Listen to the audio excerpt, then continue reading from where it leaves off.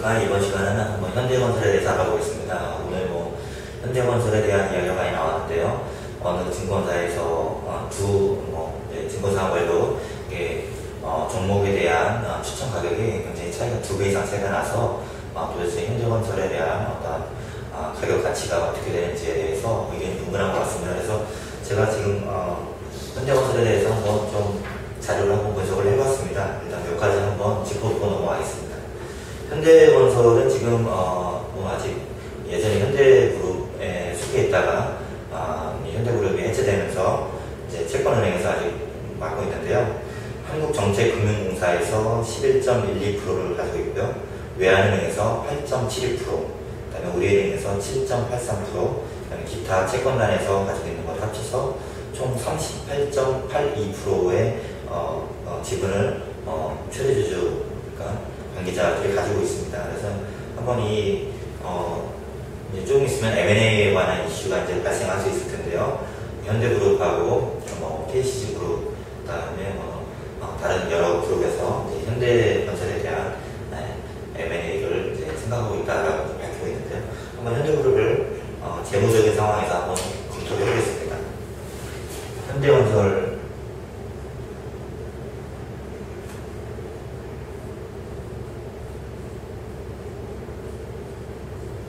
우리나라의 대표적인 건설회사죠. 그리고 시가총액도 제일 높은 상태이고요. 그러면 자산이 8조 912억 원입니다. 부채가 5조 655억 원이고요. 자본금이 자기 자본이 지금 3조 256억 원입니다.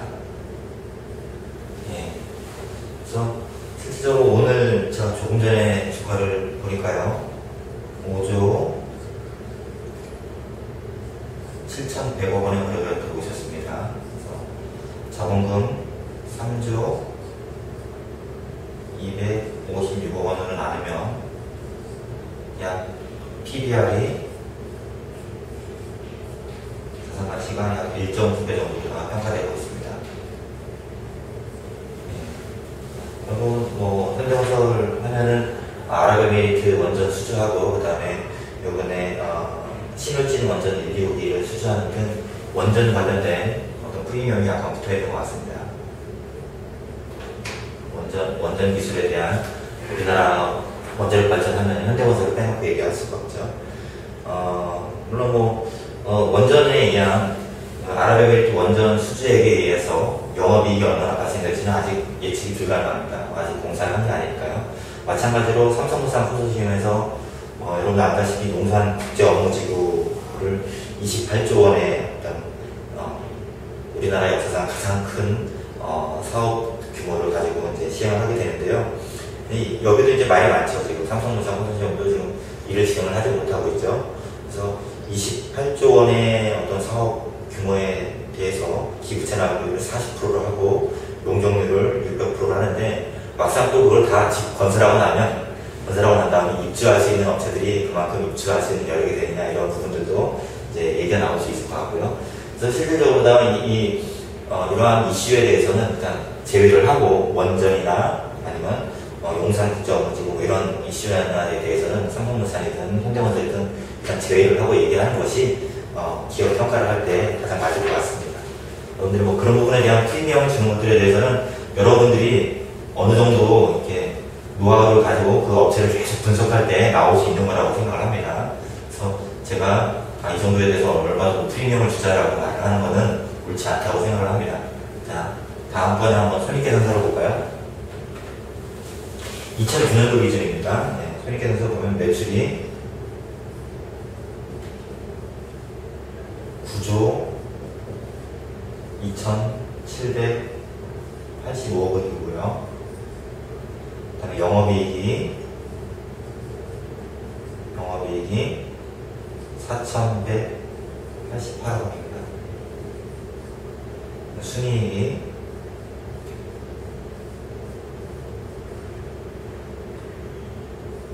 4,566억 원이었고요. 그래서 펄을 간단하게 계산하면 현재 시가총액 5조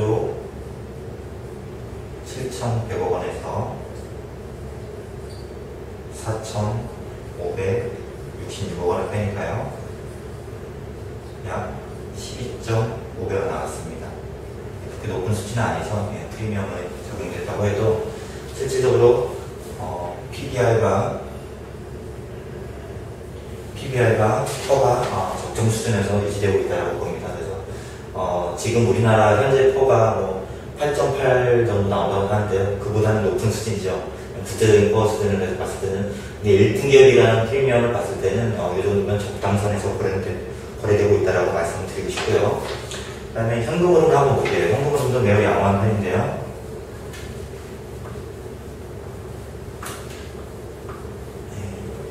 현금흐름 보면 영업에 의한 현금흐름이 전년도 기준입니다. 플러스 8,559억 원이고요. 그 다음에 투자에 의한 현금흐름이 많지 않죠. 이 부분은 오히려 좀 안타까운 부분 중에 하나인데요. 아무래도 채권화에서 운영하다 보니까 투자를 원활하게 못하고 있는 것 같습니다. 그 다음에 재무에 대한 현금흐름은 채권화에서 아무래도 돈을 빨리 갚으라고 얘기한 것 같죠. 3,603억 원입니다. 사실 이렇게 영업에 의한 현금흐름이 좋으면 재무 쪽에 갚는 것도 좋지만 투자 쪽에 더 많이 투입되는 것이 오히려 현대건설 입장에서는 더 좋을 수도 있죠. 그렇지만 이제 결과적으로 봤을 때는 영업에 의한 현금이 월등히 많다 보니까 기초에 6,900억 정도 하던 현금이 기말에 2009년도 말에 1조 475억 원 정도가 증가된 걸로 볼 수 있습니다. 그리고 이제 1분기 실적을 보면요. 1분기 실적은 전년도하고 크게 차이가 나지 않는데요. 일단은 영업이익은 오히려 증가를 했는데 순이익은 소폭 감소가 되었습니다. 아마도 여러 가지 요인들이 있을 텐데 한번 다트에서 여러분들 재무 분석 한번 자료 보시면은 이해가 가실 겁니다. 저는 그 부분까지 상세하게 설명을 안 드려도 될 것 같습니다. 네, 그래서 저는 여러분들에게 지금 말씀드릴 수 있는 거는 현대건설 같은 경우는 지금 현재의 주가가 적정 수준에서 거래대가 되고 있다라고 말씀을 드리고 싶고요. 그래서 여러 가지 이슈가 있겠지만 어떤 기준으로 하느냐에 따라서 틀려지겠지만 볼 때는 PBR이 1.9배이고 퍼가 12.5배인 이 기업의 어떤 가치는 그래도 어느 정도 적정한 수준에서 평가받고 있다라고 이렇게 평가를 합니다. 네, 감사합니다.